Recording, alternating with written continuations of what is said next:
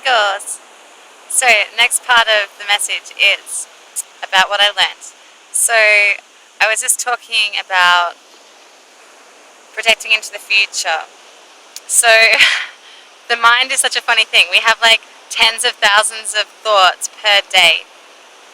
Like how often does our mind just get so busy with projecting all of these things into the future, like thinking of all these different possible outcomes, and it can get overwhelming. Well, for me anyway, like how crazy my mind can be with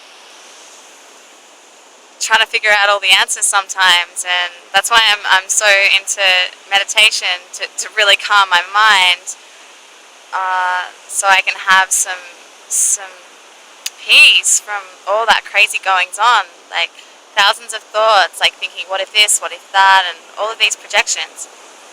So when I surrender my mind to trust,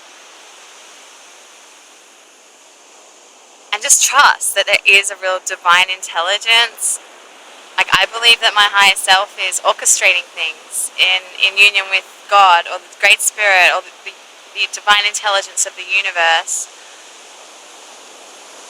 So when I surrender my mind to that divine higher intelligence, then I can just relax a little bit, because like it's really not in my hands. I'm a masterful creator, and I have the power, and we all have the power to manifest and to create and set our intentions, what we feel like stemming from our passions and our divine inspirations, and to make plans, to make intentions. Like it's such a wonderful, important thing to do. Like I make intentions every new moon, which is today, new moon, New Year's Day. So I set my intentions and I watch them over full moon and over the months like come to fruition. Like it's magical how I see my intentions come into fruition. So I'm definitely connected to like that creative power to set intentions, to create, to manifest. And at the same time, I feel like there's a fine balance. It's like you can create, I can create. At the same time, I have to let it all go as well and just surrender it to Great Spirit, and let it go into that divine divine order, the supreme orchestration. So my lesson was, not to control things too tightly and try and understand so many things with my mind and project into the future and hold on so tightly to all of these expectations and attachments, which ultimately just led me to disappointment anyway, because my mind was so busy trying to work out like things that were going to happen. And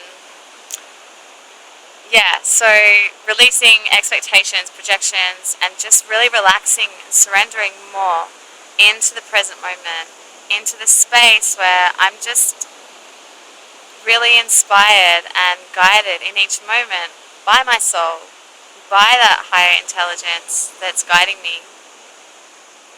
So that was an amazing experience to learn that, and it's an everyday lesson. It's still happening to come to peace with my mind and become a master of my mind.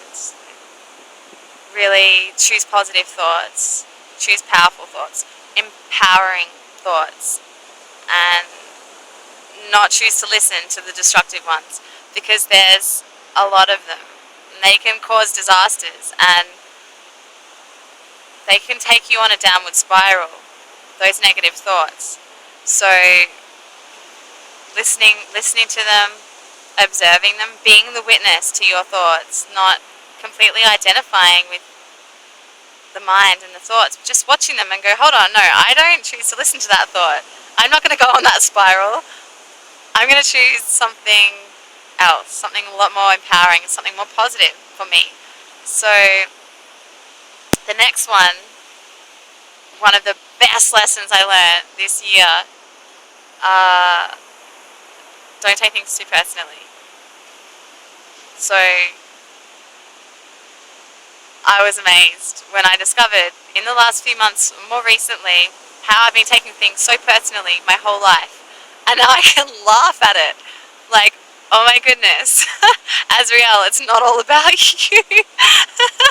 So when somebody's like going through something, like they're down or like they're not in a good mood, It's like so many times, like I took responsibility for that. Like I thought it was my fault, or I made it about me, and I took things so personally so many times, and I was upset and depressed and not in a good mood. Like, and my vibration would drop many times because I was taking things personally, and I was feeling bad about somebody else feeling bad, when really, like, them feeling bad had nothing to do with me. So yeah, that's been such a great lesson. And it makes life so much easier to realize that, wow,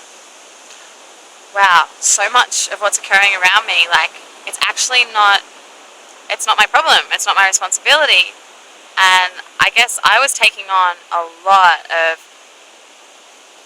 from the collective consciousness around me, I was absorbing a lot and almost feeling responsible for it. Like, the whole globe, the whole planet. Like, this year just gone, I realized that for so long I've really felt the whole weight of the world on my shoulders. And I'm taking that weight off now and realizing that, like, I'm here to do, like, beautiful things on the planet. I'm definitely come as a soul with a positive intention and a healing purpose. But it's like, it's not all my responsibility, and it's like, wow, you know, I don't have to carry that weight as if, like, the planet's karma is all mine. And I know that a lot of people sharing this feeling, like, feeling that pressure, like all the planet's problems. A lot of people that are very empathic and psychically, like, open and really, like, sensitive to the collective consciousness.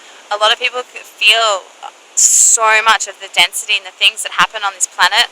Like, there's so much suffering on this planet that's undeniable. There's profound levels of struggle and difficulty going on.